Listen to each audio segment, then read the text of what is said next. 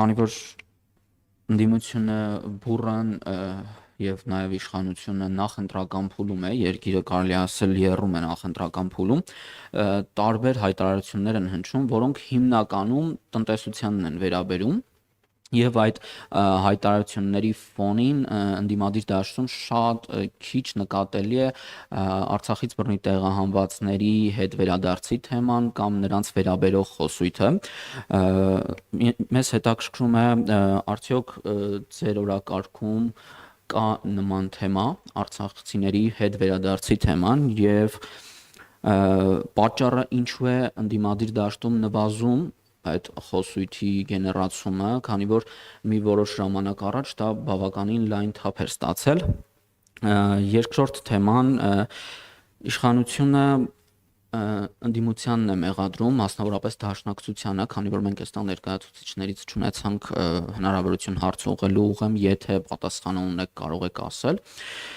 Լեռնային Ղարաբաղը հայաթափելու մեջ, այսինքն դաշնակցությունը ինչ որ ժամանակ իշխանություն փոխվեց եւ այլն, երեք էր խոսվում այդ թեմայով, եթե նմանատիպ հարցի պատասխանը ունեք, խնդրեմ ասեք։ Հետաքրքրական է, որ երկու հարցն էլ ինձ չէր վերաբերվում, փաստացի, հեսա կբացատրեմ ինչի, բայց փորձեմ ամեն դեպքում պատասխանել։ Առաջին հարցի հետ կապված, ես չգիտեմ, թե ընդդիմադիր որ շրջանակներին նկատի ունեք Հանրապետական կուսակցությունը Հայաստանի պարլամենտական ընդդիմադիր պարլամենտում ներկայացված ընդդիմադիր կուսակցությունն է եւ մեր վերջին համագումարի բանաձևում առանձին կետով խոսվում է Արցախահայերի, Արցախում բնակվող հայերի վերադարձի իրավունքի մասին։ Ու ես կուզենայի օգտվելով հնարավորությունից, որ կառավարությունում բեմադրվող շոու ծրագիրը ենթադրում եմ ավելի հետաքրքրական է, քան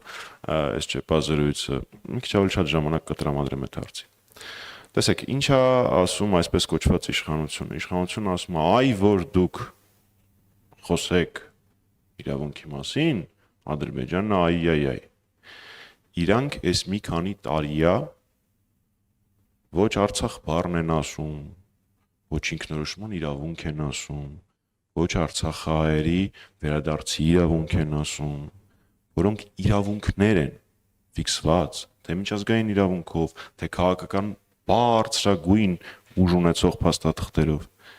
Ինչը դրանից փոխվում։ Մի ամիս առաջ Ադրբեջանը էլի մի արշավ էր սկսել մի քանի օրանոց։ Ես չեմ ուզում հայկական ինֆորմացիոն դաշտ բերել այդ ամեն ինչը, բայց տարբեր կալիբրի չինովնիկներով, տարբեր դա գոնգո է կոչվում, պետական ֆինանսավորում ունեցող հասարակական կազմակերպությունների միջոցով, բյուջետային է, տողով բյուջետային ֆինանսավորում ունեցող հասարակական կազմակերպությունների միջոցով, նորից խոսում էր ինչ որ ցնդաբանություններ մեր հայրենիքի հետ կապված, ինչ որ գոյություն չունեցող թվեր էր հնչեցնում եւ այլն։ Ես կարող եմ հասկանալ Հայաստանի Հանրապետության այն քաղաքացուն, ով ջարդված, խայտառակ կառավարմամբ պատերազմից եւ դրա արդյունքներից ճնշված կարող էր ասել. լավ, հլը տասեք տեսնենք այս Փաշինյանի առաջարկածը ինչ է, փորձենք։ Դրա համար կար 5 տարի։ Բոլորս տեսնում ենք, որ այդ ճանապարհը անօգուտ է։ Ինչքան ուզում է չասես, միևնույն է Ադրբեջանը խոսալու է թե ցնդաբանությունները փախստականների հետ կապված, թե Սևանի հետ կապված, թե Երևանի եւ այլն։ Ոչ մեկ չի ասում, որ դա պետքա այս պահին նախապայմանի տրամաբանությամբ պահանջատիրական ագրեսիվ ռետորաբանության մաս լինի, բայց հրաժարվել այդ իրավունքից Փաշինյանին ոչ մեկ իրավունք չի տվել։ Ուստի այդ պսևդո կապը, գոյություն չունեցող կապը, մենք չխոսենք, որ իրանք չխոսեն, իրականություն չի, ու մենք դրանում ամեն օր համոզվում ենք, ամեն օր։ Ձեր առաջին հարցի հետ կապված, չգիտեմ ում էր վերաբերվում հարցը, հանրապետականի վերջին ամենամեծ քաղաքական իրադարձությունը եղել է մեր 18-րդ հերթական համագումարը, որի բանաձևի մեջ ձեր հարցի պատասխանը կա, ոչ ինքը մեր համար երբևէ չի դադարել լինել առաջնահերթություն։ Երկրորդ հարցի հետ կապված, նորից մեզ չի ուղված, բայց այնուամենայնիվ ես կպատասխանեմ։ Ձեռ են առնում մեզ։ Չէ լուրջ, Փաշինյան ենք ձեռ են առնում։ իրանց կառավարման օրոք ստորակետ պատճառով Արցախը գրավվել է եւ հայաթափվել։ Դե եթե հանկարծ եւ այլն դուք շնորհավորեցիք, դուք ուղիղ 6 օր այսինչ կուսակցության ղեկավար ներազգային ժողովի նախագահ Արցախում լուրջ են ասում։ Բա ինչի չեն ասում, որ գիտեք, ես սահմանափակում ունեմ խոսել մի մարդու մասին, ով հիմա Բաքվի բանտում է, ու անկախ իմ քաղաքական տարաձայնություններից Արայիկ Հարությունյանի, ես ճիշտ չեմ համարում իր հետ կապված որևէ բաներ ասել, բայց այս մեկը ուղղակի չեմ կարող ասել։ Դա առաջին անգամը չի եղել, որ պարոն Հարությունյանը հրաժարական է տվել այդ ժամանակահատվածում։ Եվ այն խիզախ հայրենասեր պատասխանատու գործիչները, որոնք ստանձնել են այդ ժամանակ Արցախի կառավարումը, պարզապես այլընտրանք չունեին, որովհետև արդեն որ երրորդ անգամ այդ պահին Արցախի իշխանությունների բարձրագույն ներկայացուցիչը ցանկանում էր հրաժարական տալ։ Սրա մասին ախր շատ խոսվել է, ես որևէ մեծ բացահայտում չեմ անում, բայց ոնց որ սա մոռացվել է։ Ուստի ես լուրջ չեմ կարողանում հասկանալ, ինչքան կարելի է լկտի սուտ ասել։ Ձեր իշխանության եւ ձեր աշխատանքի արդյունքում է դա եղել, ավելի ճիշտ չաշխատանքի։ Ես նաեւ լսում էի մինչև ինձ եղած ԿՊ-ական ներկայացուցիչների ասածները, օգտվելով հնարավորությունից, որ հասցնենք, նաև դրանք մեկնաբանում։ Նախ ԿՊ-ականներից մեկը մի քանի անգամ շեշտեց ուժեղ հանրապետական, ճիշտ արեց։ Հանրապետականը եղել է ուժեղ, կա ուժեղ եւ լինելու է ուժեղ։ Շատ լավ է, որ վերջապես դա իրանք հասկացել են։ Դա մեկ։ Երկրորդ,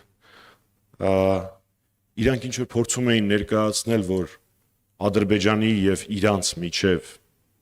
որևէ պայմանավորվածություն բացի այդ թղթերի վրա գրվածներից չկա,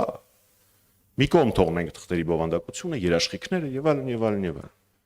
Փաստացի 2 օր առաջ, եթե չեմ սխալվում, ձեր հարցն էր, 2 օր առաջ Ադրբեջանի ներկայացուցիչը ասել է, որ նախապայման է ստորագրման սահմանադրության փոփոխությունը։ Այդ թղթի մեջ սահմանադրության փոփոխության վերաբերյալ ոչ մի բառ չկա։ Ստացվեց, որ այդ թղթի մեջ ամեն ինչ չի գրած։ Իսկ որտեղ են երաշխիքները, որ մի ամիս հետո էլ Ադրբեջանից որևէ մեկը չի ասի,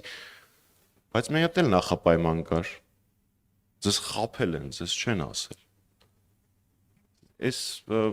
ակնհայտ բաները փաստացի ասում են Ադրբեջանի հետ ուրիշ պայմանավորվածություն չկա, քան թղթի վրա գրածները,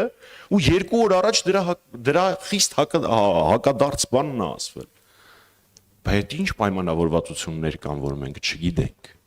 Ու գիտեք, ես չափից շատ եմ հարգում մեր քաղաքացիներին, որպեսզի կոնսպիրոլոգիայի դավադրապաշտությունների մեջ մտնեն, բայց ես միշտ նույն օրինակն եմ բերում։ 2018 թվականին Փաշինյանը խնդրել է Ալիևին նվազեցնել սահմանային լարումը, որովհետև ինքը պիտի ուժեղ հանրապետականների հարցերը փորձեր լուծել։ Սա ինքն էլ է ասել, Ալիևն էլ է ասել եւ այլն։ Ես չեմ մտնում լիֆտ, Դուշանբե եւ այլն։ Նեղություն։ Բացարձակ։ Պարզ հարց եմ տալի։ 18 թվական Փաշինյան-Ալիև հանդիպում, առաջին հանդիպումներից մեկը։ Փաշինյանը խնդրում է նվազեցնել սահմանային լարումը։ Էլի Փառք Աստծո հայ զինվորի կյանքա փրկվել։ Մի կողմ դա դնենք։ Բայց ես ուրիշ հարց եմ տալիս։ Ինչի դիմաց է դրան համաձայնվել Ալիևը։ Ընդ որում ես այդ հարցի պատասխանը չունեմ։ Ես այդ հարցը տալիս եմ ակնկալելով, որ այդ նույն հարցը տալու են մեր հայրենակիցները։ Ակնհայտ է, չէ, որ սիրուն աչքերի, գլխարկի եւ այլնի համար չի եղել։